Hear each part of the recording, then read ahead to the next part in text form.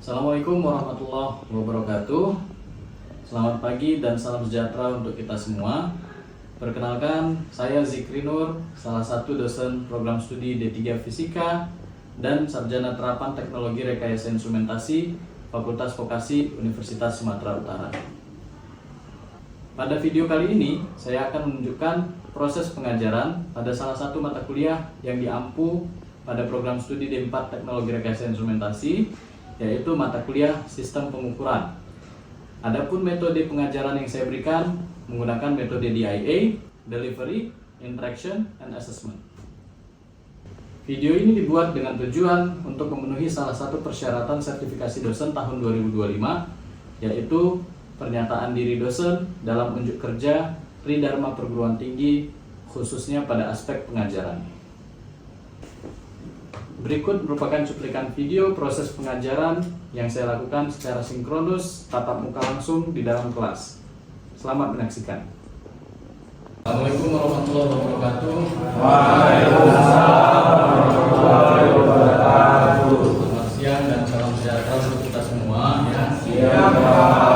Hari ini kita masuk kelas mata kuliah Sistem Pengukuran. Kali ini kita masuk ke pertemuan 9. Ya, jadi di pertemuan 9 ini kita mau bahas analisis karakteristik performa sistem pengukuran berdasarkan kebutuhan industri. Ya. Jadi tujuan pembelajaran kita pada hari ini yaitu untuk menyasar CPMK 2 ya, yaitu mahasiswa mampu menganalisis sinyal pengukuran menggunakan teknik pemrosesan data. Nah, sebelum kita lanjutkan, saya ingin mengingatkan kembali ya berkaitan dengan RPS yang sudah disampaikan di pertemuan pertama lalu ya. Jadi di sini mata kuliah sistem pengukuran itu terdiri dari 3 SKS ya. Yang satu praktikum ya, dan 2 SKS lagi teori tatap muka seperti yang kita lakukan sekarang ini. Nah, kemudian di mata kuliah sistem pengukuran ini kita mau menyasar 3 CPL yang sudah ditetapkan oleh kurikulum di program studi D4 Teknologi Rekayasa Instrumentasi, yaitu CPL 04, CPL 07, dan CPL 08. Untuk CPL 04, mahasiswa diharapkan mampu menerapkan konsep sistem instrumentasi, teknik instrumentasi, serta penerapannya dalam industri otomasi. Untuk CPL 07, mahasiswa diharapkan mampu merancang, menginstal, mengoperasikan, memelihara, menguji, dan mengembangkan sistem instrumentasi untuk pengukuran, pengendalian, dan pengamanan dengan mempertimbangkan keselamatan dan kesehatan kerja dalam industri otomasi. Ya, itu nanti di pertemuan berikutnya kita akan bahas sedikit sekilas tentang K2 dan K3. Dan untuk CPL 08, mahasiswa diharapkan mampu mendeskripsikan, menganalisis, dan menyelesaikan permasalahan sistem teknologi dengan menerapkan ilmu dasar instrumentasi. Nah, dari 3 CPL ini kita turunkan menjadi 3 CPMK. Ya, jadi kita akan pada pertemuan kita pada hari ini kita mau menyasar CPMK 02. Ya, mahasiswa mampu mengoperasikan dan mengevaluasi sistem pengukuran. Pertemuan yang lalu kita sudah menyasar CPMK 01 dan pertemuan yang akan datang kita akan menyasar CPMK 03. Jadi dari 3 CPMK ini kita bagi bobot penilaiannya. Ya, untuk CPMK 01 35%, CPMK 02 30%, dan CPMK 03 35% ya. Nanti saya jelasin terkait bobot asesmen penilaiannya. Nah, dari sini ya kita sudah sampaikan di pertemuan yang lalu ya, pertemuan 1 sampai 7. Nah, kemudian pada hari ini kita masuk ke pertemuan ke-9 seharusnya ya, tapi untuk bahan kajiannya pertemuan bahan kajian ke-8 ya, karena pertemuan 8 kan kita sudah PTS yang lalu ya. Jadi pertemuan ke-8 untuk topik ke-8 ini kita mau membahas analisis karakteristik performa sistem pengukuran berdasarkan kebutuhan industri ya. Jadi adik-adik nanti bisa lihat referensinya di perpustakaan, coba dicari nanti buku Measurement and Instrumentation Principles ya, edisi ketiga, atau cari buku Principle of Measurement System ya, edisi keempat ya. Nanti di perpustakaan ada tuh bukunya ya. Nah, ini saya sedikit mau jelasin ulang ya terkait dengan asesmen penilaian kita di kelas ya. Jadi ini CPMK 01 tadi 35%, 02 30%, 03 35%, kita ada 16 pekan ya. Nah, kita sekarang hari ini masuk ke pekan ke 9 ya, pekan 9 di sini ya. Jadi nanti ada tugas di akhir ya. Namun sebelumnya saya jelaskan ulang bahwasanya kita itu dari 100%, nanti nilai PPL-nya akan dibagi bobotnya 30%, ya. Artinya nanti adik-adik harus mengerjakan project based learning, ya, yang sudah disampaikan yang lalu di akhir, ya, untuk mendapatkan nilai bobot 30%. Kemudian karena ada nilai praktikum 1 SKS, ya, atau SKS praktikumnya 1 SKS, kita buat bobot praktikumnya 35%, kemudian kuis 5%, tugas 20%, UTS 5%, dan UAS 5%. Jadi adik-adik harus bisa mengikuti asesmen penilaian yang sudah kami tetapkan untuk mata kuliah sistem pengukuran ini, ya. Nah, sebelum kita lanjutkan, di sini ada pertanyaan, apa itu sistem pengukuran? Ya, silakan. Kira-kira ada yang bisa jawab nggak? Apa itu sistem pengukuran? Ya, silakan Robert. Jadi sistem pengukuran itu Pak, suatu prosedur yang digunakan untuk menentukan besaran fisik Pak, terus dibandingkan dengan standar yang telah ditetapkan. Berdasarkan standar yang telah ditetapkan. Ya, jadi sistem pengukuran itu, ya, di sini ada dijelaskan, ada termometer, ada macam-macam, ya. Jadi di sini suatu rangkaian yang terintegrasi yang digunakan untuk mengamati. Yang pertama mengamati, mencatat, dan menginterpretasikan. Artinya setelah kita amati, kita catat nanti hasil pengukurannya, kemudian kita interpretasikan, ya, suatu besaran fisik menjadi bentuk informasi yang dapat dipahami dan dianalisis. Jadi artinya hasil data pengukuran tadi bisa kita interpretasikan dalam bentuk grafik misalnya, atau dalam bentuk gambar misalnya. Nah, itu nanti bisa kita analisis apa yang terjadi dengan data yang tadi kita ambil itu. Ya, kita lanjut, ya. Nah, di sini ada fungsi sistem pengukuran. Fungsinya itu yang pertama ada mengubah sinyal fisik menjadi sinyal listrik yang dapat dianalisis. Kemudian yang kedua melakukan konversi dan akuisisi data secara akurat. Dan yang ketiga memproses data mentah menjadi informasi yang berguna. Kemudian yang keempat menampilkan atau merekam hasil pengukuran dalam bentuk yang mudah dimengerti. Nah, di sini ada pertanyaan. Sebutkan dan jelaskan dua fungsi utama sistem pengukuran yang menurut Anda paling kritikal dalam industri. Silakan. Ya, silakan yang mau jawab, angkat tangan. Ya, silakan Fabio. Yang kedua, melakukan konversi dan akuisisi data secara akurat. Melakukan konversi dan akuisisi data secara akurat. Satu lagi. Baik Pak, menampilkan atau merekam hasil pengukuran dalam bentuk yang mudah dimengerti. Ya, itu dua poin, ya, dua fungsi utama yang paling kritikal, ya. Ini yang paling urgen dari keempat ini, ya. Ya, oke.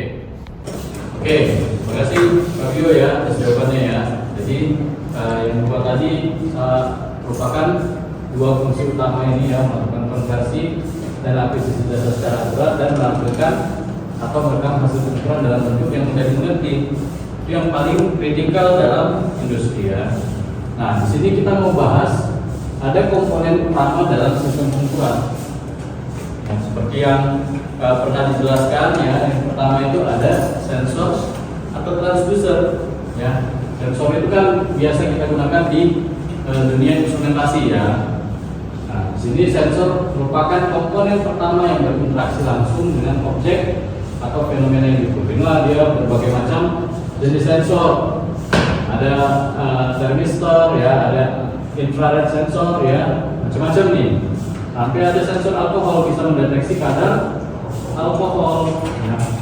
Jadi dengan bantuan sensor dan transducer ini kita bisa melakukan pengukuran, ya.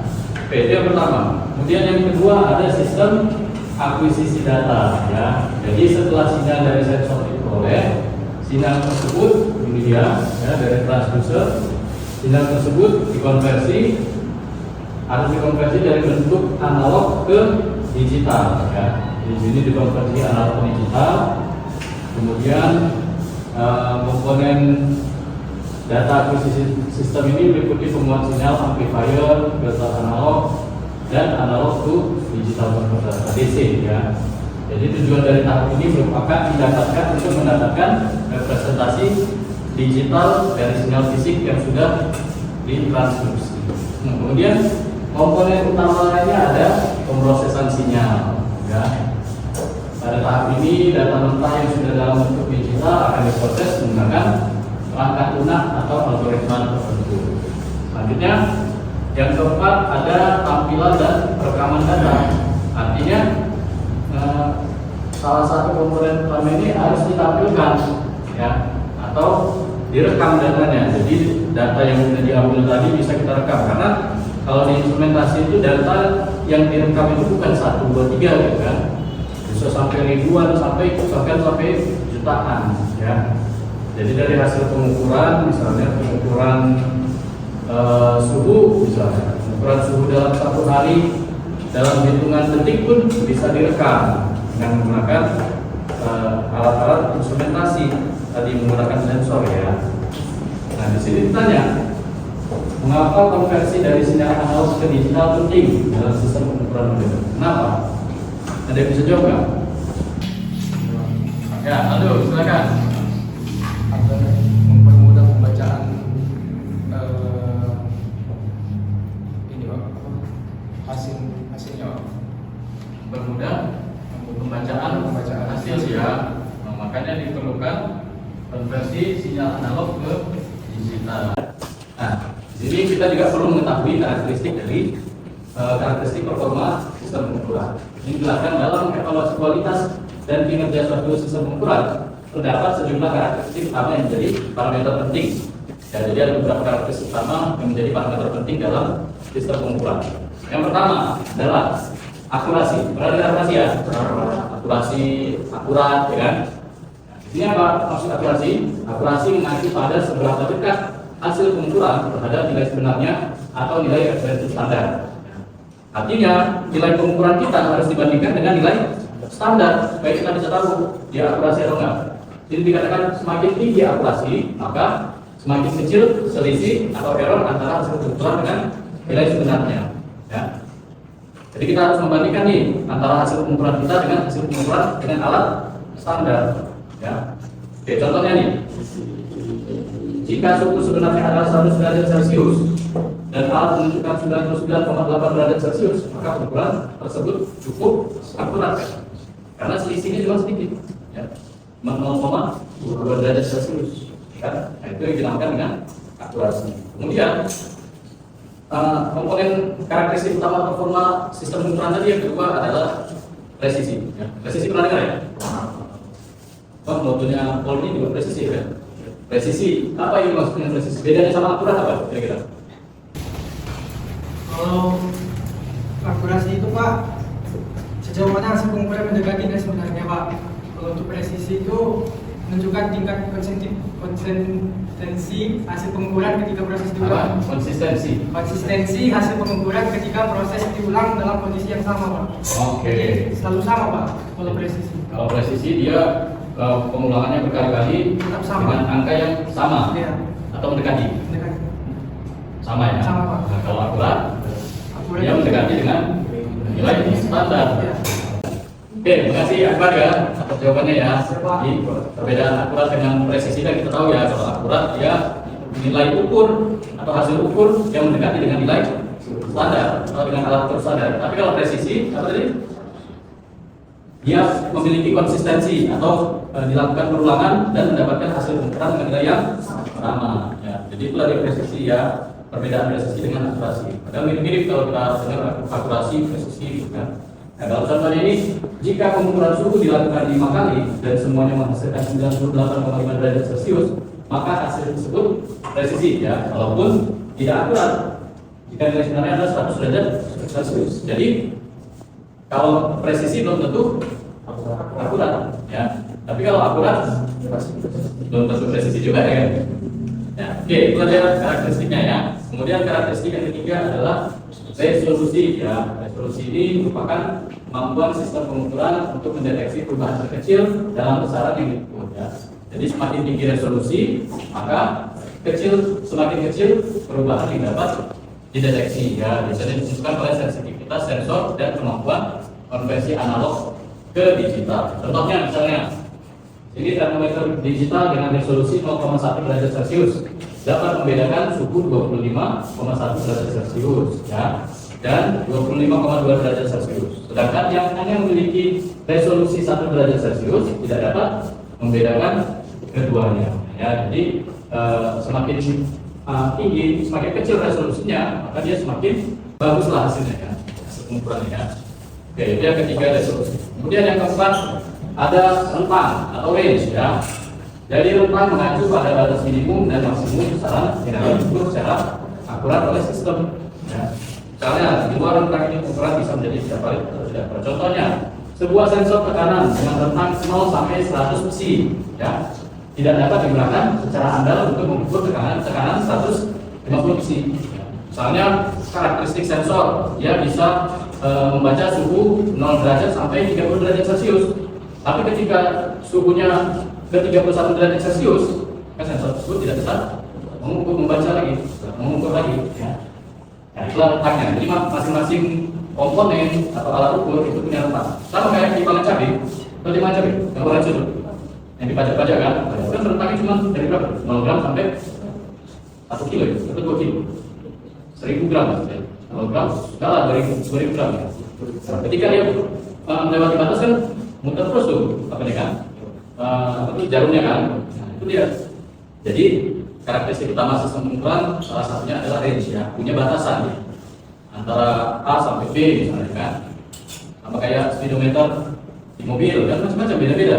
Ada yang bisa 200 km per jam, ada yang sampai 240 kan macamnya, ada yang 180. Nah itu dia rentangnya.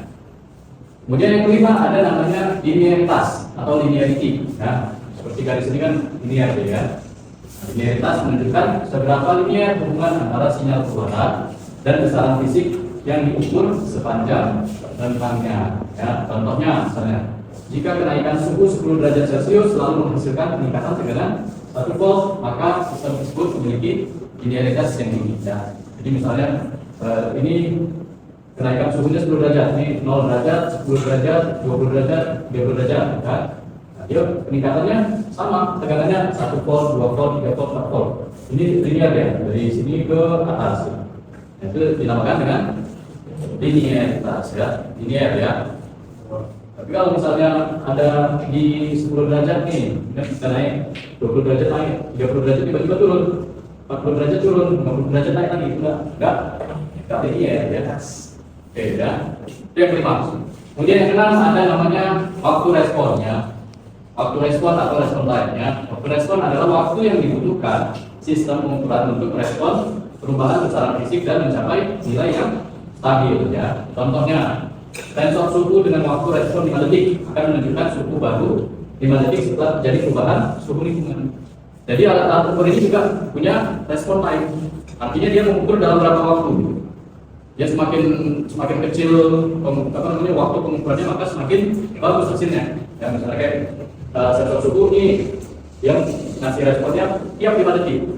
Contohnya kayak jam di kantor saya, ada jam nggak? Jam digitalnya tersebut. Nah, dia kan berganti-ganti itu, jam berapa detik. Dia ngasih waktu dalam 5 detik sekali nampilkan waktu. Dia mengukur perubahan suhu itu dalam 5 detik. Jadi suhu yang diukur sama sensor suhu tersebut ditampilkan setiap 5 detik ya. Itulah dia responnya. Nah kemudian ada namanya stabilitas. Stabilitas ini termasuk karakteristik dari sistem pengukuran. Apa itu? Stabilitas merujuk pada kemampuan sistem untuk mempertahankan performa dan hasil pengukuran yang konsisten selama periode waktu tertentu. Ya, stabilitas. Contohnya, alat ukur yang menunjukkan hasil berbeda untuk kondisi yang sama setelah berapa jam atau hari menunjukkan kestabilan yang rendah. Ya, jadi itu stabilitas. Selanjutnya, ada namanya repeatability. Ya, artinya pengulangan. Jadi, repeatability merupakan kemampuan sistem untuk menghasilkan hasil yang sama ketika pengukuran dilakukan berulang kali dalam kondisi identik dalam waktu singkatnya. Lihat contohnya, jika sensor memberikan hasil yang sama untuk 5 kali pengukuran tekanan pada kondisi identik, maka repeatability-nya tinggi ya. Jadi kayak mirip dengan presisi ya. Artinya kita ulangin sampai beberapa kali gitu kan. Misalnya baterai handphone lah. Baterai handphone kan kita bolak-balik charge tuh kan. Nah, kita ulangin repeatability-nya sampai beribu-ribu kali masih bagus ya, artinya baterainya bagus ya. Sama seperti alat ukur ini juga sensor kan mengukur sampai juta-jutaan kali ya kan. Dia misalnya mengukur suhu kan hitungan detik. Dalam satu hari itu berapa ribu kali dia mengukur. Gitu. Nah ini dia 8 karakteristik utama dalam sistem pengukuran ya, sistem pengukuran ya. Oke, sampai sini kita evaluasi dulu lah ya, supaya kita ingat ya, tadi kan ada 8 ya. Mungkin saya coba tanya salah satu dari mahasiswa kelas ini terkait dengan penjelasan saya tadi ya. Silakan mungkin kira-kira William bisa sebutin 8 karakteristik utama dari sistem pengukuran. Silakan William. Pertama Pak, ada akurasi. Akurasi yang pertama, kemudian Kedua ada presisi. ada presisi, Ketiga ada resolusi, dan keempat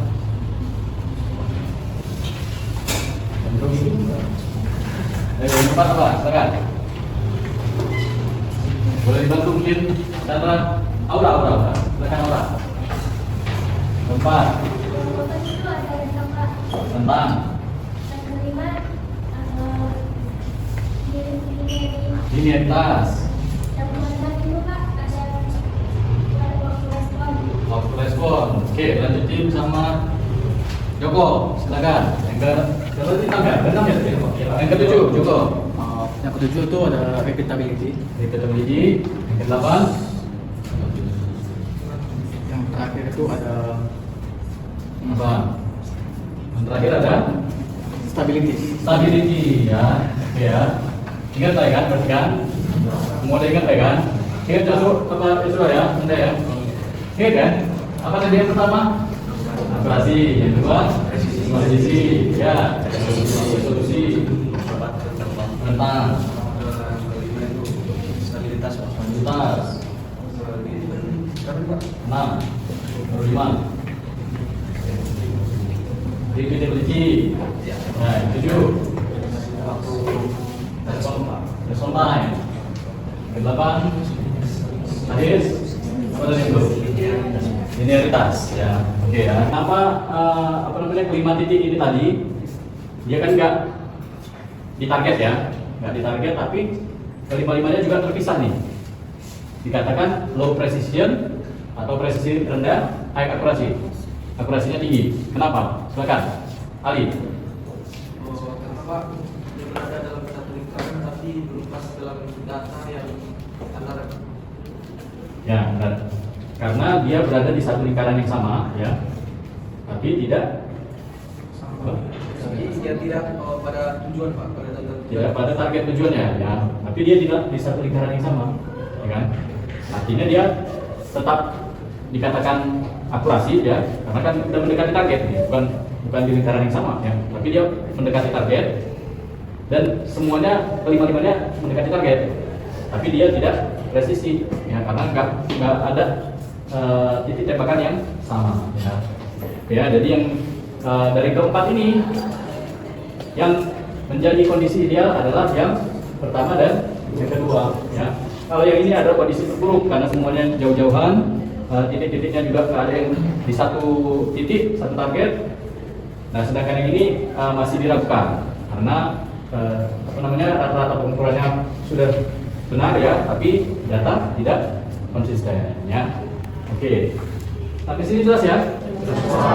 Ya, sampai sini ada yang bertanyakan? Ya, silakan Ruben. Jadi Pak, gimana cara kita meminimalkan kesalahan sistematis dalam pengukuran? Cara kita meminimalkan kesalahan sistematis dalam pengukuran. Pertama, ya, jadi supaya kita meminimalisir kesalahan dalam pengukuran, yang pertama kita lakukan pengukuran berulang kali. Ya. Sebelumnya kita cek dulu lah alat-alat kita ini sudah maksimal belum. Ya, artinya kita harus mengkalibrasi, ya, kita harus mengkalibrasi alat kita dan sesuai dengan nilai standarnya. Itu yang pertama. Nah, kemudian yang kedua, kita ulangin pengukuran berulang kali, ya, misalnya paling nggak minimal 3 kali lah, ya. Jadi kita ulangin pengukuran untuk meminimalisir minimalisir kesalahan dalam sistem pengukuran. Yang kedua, pastikan operatornya dalam keadaan sehat walafiat, ya. Jadi kalau nggak sehat juga kadang-kadang ini juga merusak merusak pengukuran, ya. Nanti lagi ngukur, rupanya lagi demam atau lagi diare kan. Kayak saya berapa hari lalu lagi diare nggak konsen, ngapa-ngapain, ya. pulang dari sana, waktu pergi sana kan, sampai sana apa namanya lamun aja kan, nahan sakit perut nggak enak kan, jadi pastikan operatornya dalam keadaan sehat. Ya, bagus ya pertanyaannya. Yang lain ada satu pertanyaan lagi sebelum kita pulang. Dapat bis? Belum jual. Jangan belum dapat juga. Ayo satu lagi, buat pulang ini. Ini yang belum ada ya. Boleh cepat. Silakan, Hafiz. Kegagalan yang paling banyak saat kalibrasi apa? Kegagalan paling banyak saat kalibrasi. Apa ya? Kegagalan paling banyak saat kalibrasi. Misalnya kita mengkalibrasi sensor suhu dibandingkan dengan termometer lah misalnya kan. Hasil pengukuran ini dibandingkan dengan termometer. Kegagalan yang paling utama itu yang pengamatannya. Itu yang paling utama. Kalau pengamatannya salah, seringlah terjadi kegagalan. Atau cara mengkalibrasinya nggak sesuai dengan standar. Misalnya kita harus mengkalibrasi di ruangan yang udaranya sejuk, ya kan? Tapi kita kalibrasinya di udara yang panas, di terik matahari misalnya. Nah ini kan juga menjadi penyebab apa tadi? Tandanya kegagalan mengkalibrasi si sensor tadi atau alat tadi. Ya. Jadi memang kita mengkalibrasi harus sesuai dengan SOP-nya. Ya. Artinya kalau misalnya harus di suhu yang dingin atau suhu yang rendah, kita harus di suhu yang rendah. Nah, kayak kalibrasi timbangan kan gitu ya. Kalau kita kalibrasinya di suhu ekstrim, lagi di siang hari terik panas matahari kan, dia mempengaruhi hasil nilai kalibrasinya. Ya jelas ya, please ya. Oke, mungkin itulah tadi ya terakhir pertanyaan dari Hafiz tadi berkaitan dengan kalibrasi ya. Apa tadi? Kegagalan dalam proses kalibrasi itu apa ya? Jadi sudah terjawab ya. Jadi mungkin ini aja pertemuan kita pada siang hari ini. Lebih dan kurang saya mohon maaf. Nanti kita ketemu lagi di pekan depan ya. Berkaitan dengan lanjutan judul pembahasan kita sistem. Lebih dan kurang saya mohon maaf. Assalamualaikum warahmatullahi wabarakatuh. Selamat siang semuanya. Demikian cuplikan proses pengajaran dari mata kuliah sistem pengukuran yang saya ampu. Mudah-mudahan bisa memberikan gambaran kinerja proses pengajaran saya di program studi Sarjana Penerapan Teknologi Rekayasa Instrumentasi Fakultas Vokasi Universitas Sumatera Utara.